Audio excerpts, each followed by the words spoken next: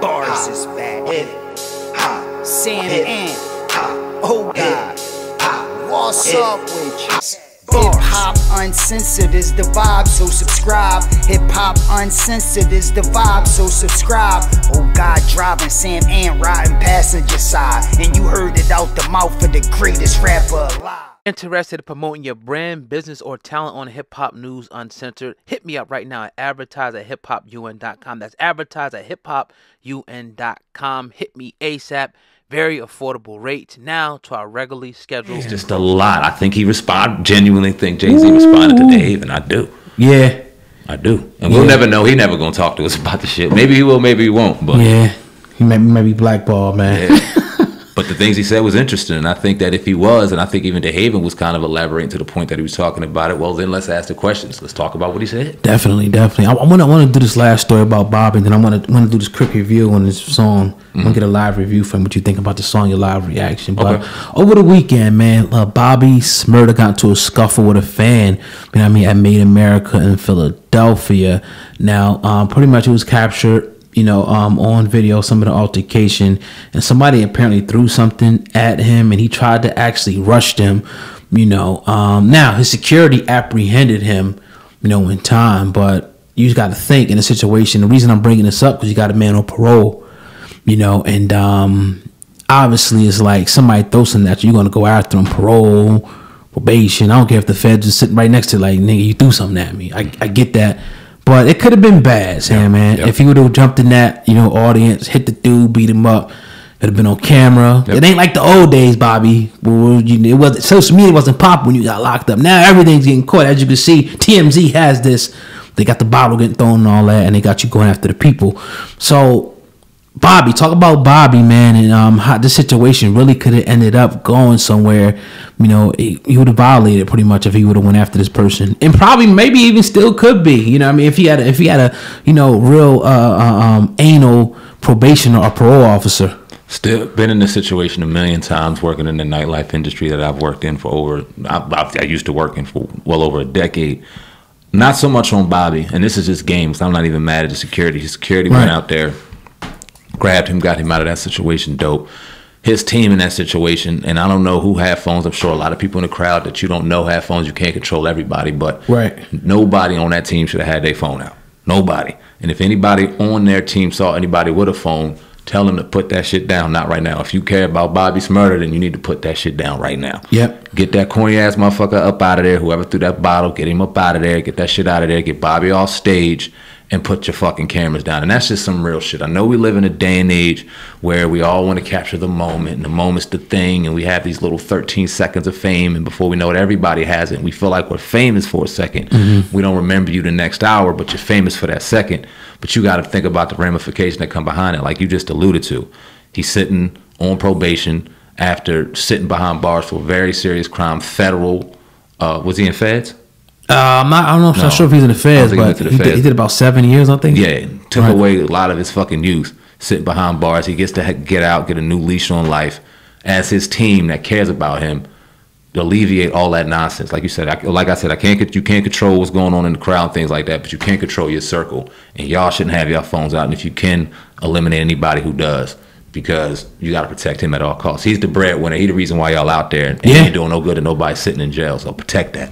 And the crazy part about it, you know, and the other little twist to this thing is that he's on a strict probation, parole. You know what I mean, where he has to submit drug tests, undergo counseling, and the counseling is for aggression and anger management. So it don't look good. And it's like, you know, I get it, I understand the reaction, but you gotta let somebody else go after him. You gotta let, you know, when your man does something, you know, tell the security, go get him, rough him up a little bit, whatever the case may be, but you can't get caught, you know what I mean, doing something like this, because again, this was Meek Mill, he would have been violated, and really, you know, when you look at their rules, they can pretty much violate you at will. If you have any kind of contact, altercation, they can violate you. I mean, I used to be on, you know, probation, he used to ask me, like, something happened in my neighborhood, you know anything about that?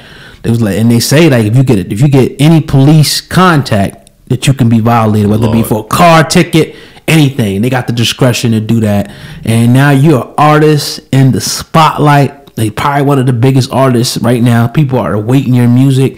and for a situation to be like this on TMZ, please let this be the last, because you could end up sitting back in there and you got the 5-year term, I think, on parole.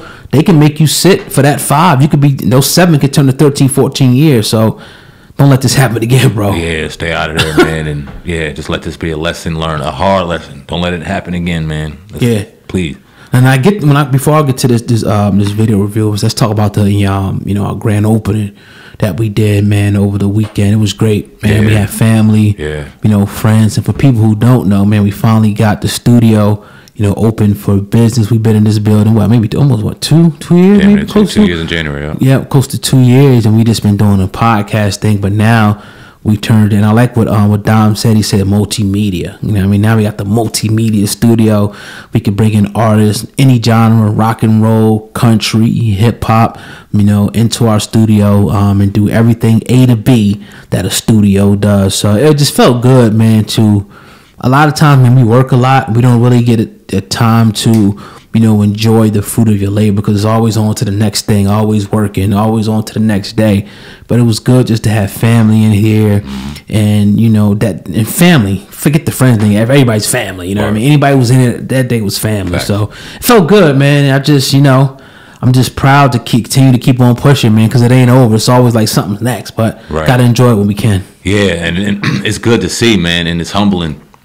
And I couldn't help but to think about when we was going through our little drama a couple of months ago with YouTube and all the personalities within YouTube. Oh, yeah. We driving in the studio, a lot of people saying a lot of negative shit. That's why it'll never open. This is why that. You don't want to dwell on the negative, but it just feels good.